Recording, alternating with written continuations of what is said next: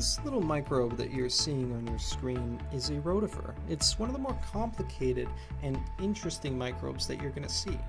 Currently, it's trying to use its mouth to suck in algae.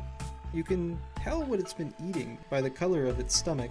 I find the rotifers a pretty good gauge of knowing if there's food enough in your tank or not.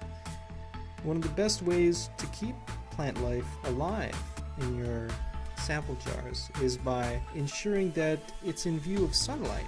The sunlight will help the algae to photosynthesize, allowing the rotifers and other microbes to have plenty of food. When I'm looking for rotifers, what I typically look for is them attached to plant matter. They like to group up in these large colonies. So if you find a stick that has a lot of white swaying things on it, it's possible that those are rotifers. Thank you so much for listening. I'm currently trying to hit 100 subscribers in the next year. If you really like the content and it interests you, if you did subscribe, that would mean the world to me. Anyways, have an amazing day.